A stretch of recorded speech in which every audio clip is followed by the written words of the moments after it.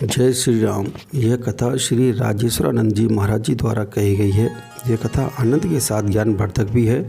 अंत तक कथा सुने। यदि यह कथा आपको अच्छी लगे तो चैनल को लाइक करने के साथ सब्सक्राइब कर दें। राम नाम के 2 अक्षर, रेमन तू 2 अक्षर पढ़ ले, 2 अक्षर के राम नाम से जीवन अपना गढ़ ले। भरत जी पैदल जा रहे हैं। आप देखो, सकल धर्म धुर धरनि धरत को ऐसा उदाहरण कहां दिखाई पड़ेगा। हम लोग क्या करते, महिमा सुनकर बड़े से बड़े साधन का उपयोग कर लेना चाहते हैं। निश्चित साधन तो बहुत महत्वपूर्ण है। आप ऐसे समझो जैसे हवाई जहाज से किसी को जाना हो तो जहां घंटों लगते हैं, हवाई जहाज में बैठ जाओ, जब तक बातचीत करो, खाओ पियो, तब तक विमान उतरने वाला है, जल्दी पहुंचा देता है। तो सबसे ज्यादा हवाई जहाज की महिमा है जल्दी पहुंचाने में। अब कोई आदमी ऐसी जगह रहता हो जहां हवाई अड्डा ही ना हो, बसें भी मुश्किल से जाती हो, तो अपने गांव से चलेगा तो हवाई जहाज तो नहीं मिलेगा, उसे साइकिल से चलना होगा, फिर बस स्टैंड आएगा, फिर बस में बैठेगा, फिर रेल तक पहुंचेगा, तब कहीं हवाई जहाज तक जाएगा। तो हवाई जहाज की महिमा तो अधिक है, लेकिन सबके लिए हवाई जहाज नहीं है। ज्ञान की महिमा तो अधिक है, लेकिन सबके लिए ज्ञान नहीं है। ज्ञान के भी अधिकारी कोई कोई होते हैं, भक्ति के अधिकारी कोई कोई होते हैं। अच्छा, वैसे हम लोग भले ही इस तरह सोचने लगे, लेकिन हमें अपनी बनावट देखनी चाहिए कि हम किस प्रकार के बनाए हैं भगवान ने हमें, और अपने उस प्रकार के अनुसार चलते हुए सबके प्रकारों का सम्मान करना चाहिए। यही भरत जी का मत है। सकल धर्म धुर धरनि धरत को।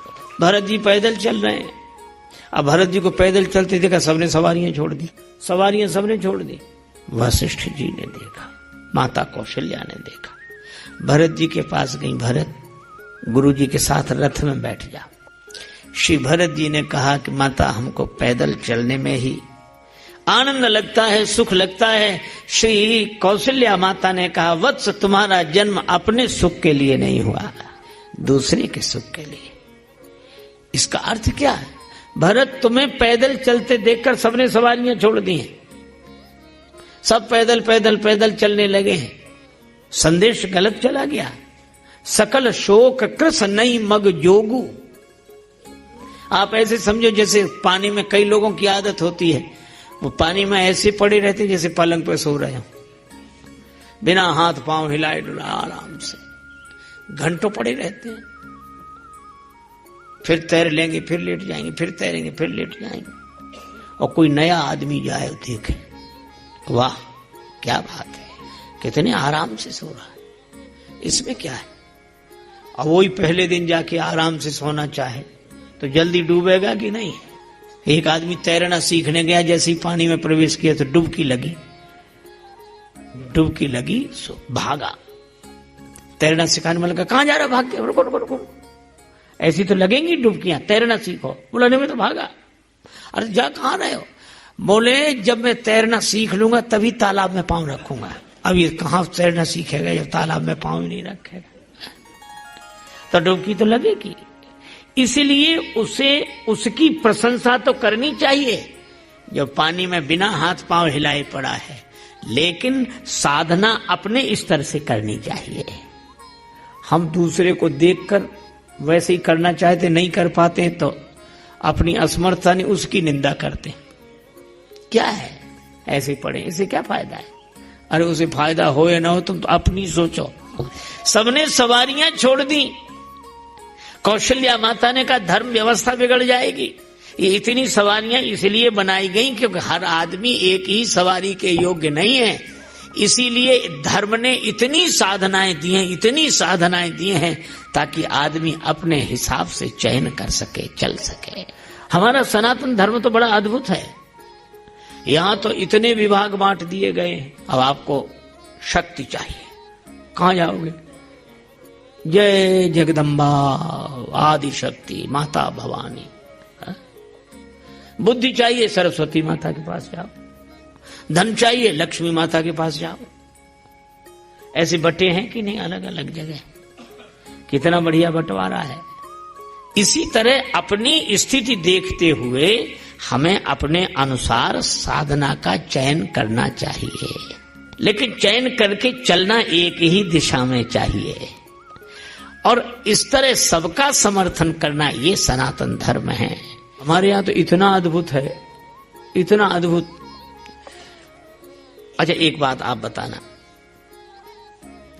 हमारे हिंदू धर्म में, सनातन धर्म में इतनी, मैं कहता हूं ऐसा धर्म कहीं नहीं, मैं प्रणाम करता हूं, अनोखा धर्म। जितने विरोधी धर्म सब यहां इकट्ठे, ऐसा तिलक लगाओ, ऐसे कपड़े पहनो, हिंदू। ऐसा न लगाओ, ऐसे ही लगाओ, पीले कपड़े पहनो, हिंदू। चोटी रखो, जनेऊ हिंदुओं का प्राण है, जरूर हिंदू। और सन्यासी होके चोटी कटाओ, जनेऊ उतारो, हिंदू। राम जी को भजो, हिंदू। कृष्ण जी को भजो, हिंदू। और दोनों को न भजो, आसन ही लगाओ, शीर्षासन खड़े रहो, ये हिंदू। कीर्तन करो तो हिंदू, न करो समाज की सेवा करो तो हिंदू। जितने विरोधी धर्म हैं सबका पालन करने वालों को हमारी संस्कृति ने सम्मान के साथ हिंदू कहा है। यह हमारा सनातन के पास उनके सिद्धांतों का एक जामा है, एक कुर्ता है सिद्धांतों का। फिट बैठ जाए तो ठीक, नहीं फिट बैठ जाए तो भी पहनो।